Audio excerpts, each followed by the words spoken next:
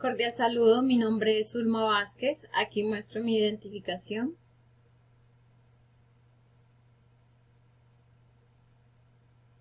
Este es el curso de Psicología de los Grupos, paso 5, evaluación de los conocimientos previos de la unidad 1, 2 y 3. Pertenezco al grupo 162, entonces mediante unos interrogantes voy a responder estas preguntas. Entonces el primero tenemos, recree a través de un ejemplo qué es un grupo y cuáles son los criterios básicos para su existencia, según lo aprendido en el curso.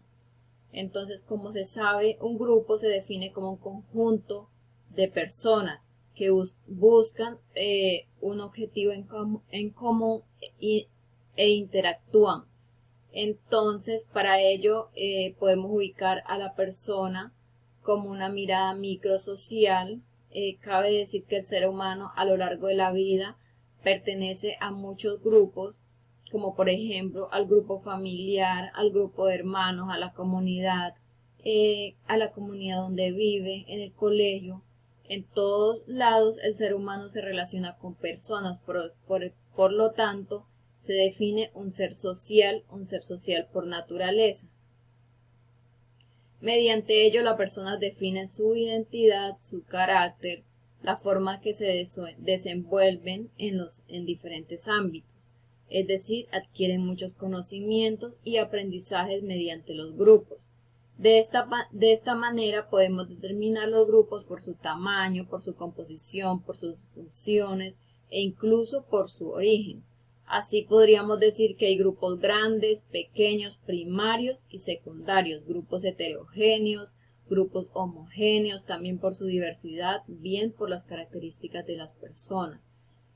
Los grupos se estructuran, se organizan como personas hábiles para realizar cometidos y actividades cotidianas. Un ejemplo muy particular que coloqué en este caso es una empresa de servicios públicos. Lo conforman varias personas, interactúan entre ellos, se colocan de acuerdo en el cual existe un líder, en este caso sería el gerente. Además existe una comunicación. Cabe decir que la comunicación en un grupo, en cualquier grupo, es muy importante, ya que con ello se refleja es decir, se manifiesta las opiniones. Si de pronto no estamos de acuerdo en algo, entonces es de vital importancia mantener una constante comunicación. También en este grupo se refleja el rendimiento del grupo, es decir, el rendimiento del grupo se refleja a través del desempeño de las personas. Otra pregunta tenemos: ¿cuáles son las diferencias fundamentales entre las teorías clásicas y la teoría psicosocial de Martín Baró en la psicología de los grupos, y cuál considera que es la importancia de la propuesta psicosocial de Martín Baró en el abordaje? Esta visión clásica asume que en los grupos al interactuar aparecen diferencias entre las personas. Dichas diferencias se reflejan en distintas dimensiones. Esto hace referencia a que la teoría clásica asume los grupos como algo universal, algo global. Entonces, pero la psicología social, los grupos no se pueden reducir a eso, ya que ello implicaría asumir que los grupos son autónomos, que la estructura es el resultado único y exclusivo de la manera en que los miembros de un grupo se relacionan. Estas palabras son dichas de Martín Baró. Además, Martín Baró basó su trabajo en una mirada psicosocial en el estudio de la realidad de Latinoamérica, en su producción intelectual y sobre todo en el aprendizaje a partir de su contexto. En un examen continuo permite no solamente observar la realidad, sino comprenderla a través de algo muy natural.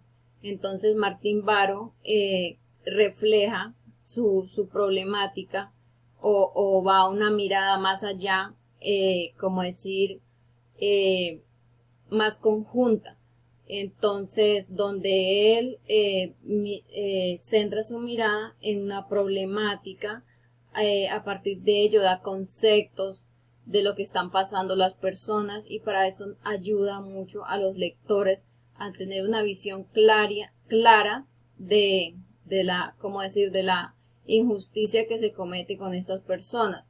Martín Baró también propuso que es, pues sin lugar a dudas, es una vertiente psicosocial, ya que analiza al grupo en función de las estructuras sociales. La otra pregunta: ¿qué importancia tiene para el psicólogo identificar en un grupo los roles, el estatus, el liderazgo, toma de decisiones, la gestión de conflictos, el rendimiento y la estructura para la elaboración de un diagnóstico y una posible intervención? Bueno, para un psicólogo es de vital importancia identificar y detallar a cada persona con los ítems antes mencionados, ya que mediante ello se puede identificar por qué una persona actúa como lo hace.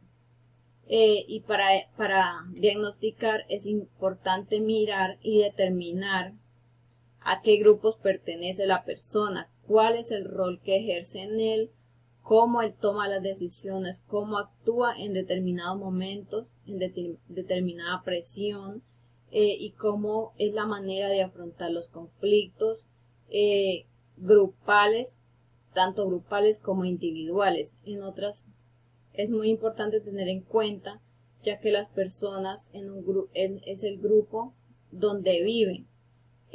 Mejor dicho, para decirlo en otras palabras, las personas pasan su mayor tiempo en los grupos. Mediante los grupos, pues podemos definir que una persona pues desarrolla su personalidad, su carácter. De esta manera, el psicólogo, identificando estas, estudiará e indagará minuciosamente en qué parte él puede ayudar o reforzar. De esta manera, él podrá intervenir de una manera satisfactoria. Para el grupo elegido por usted en el desarrollo del curso, ¿cuáles técnicas se podrían implementar para mejorar o fortalecer en los procesos de la dinámica grupal de acuerdo a los hallazgos? Bueno, personalmente yo elegí el grupo familiar. Las actividades grupales deben de ser equilibradas y uniformes, deben haber responsabilidad, así como en otras actividades. De esta manera el grupo tendrá éxito.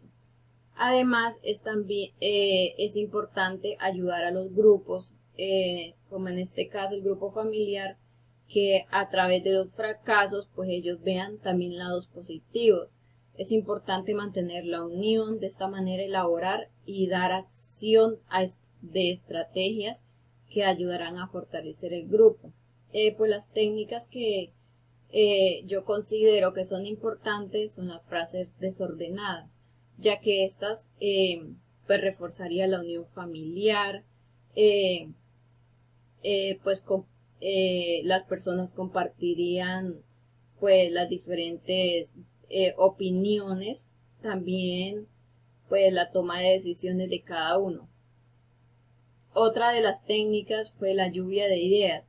Esto ayudará a la creatividad a cada uno de los integrantes. También pues motivará la participación de cada uno de los integrantes. Y por último, ¿qué importancia tienen los grupos en el desarrollo del individuo, para el grupo y para la sociedad? Ya como había mencionado antes, desde que nacemos pertenecemos a los grupos, no solo a uno, sino a muchos en el transcurso de la vida. Esto ayuda a definir la personalidad, el carácter, y nos ayuda a estimular la creatividad. Nos enseña a trabajar en equipo y a respetar las decisiones de los demás. De esta manera el grupo le aporta beneficios al individuo, como también la persona le aporta beneficio a un grupo. Muchísimas gracias.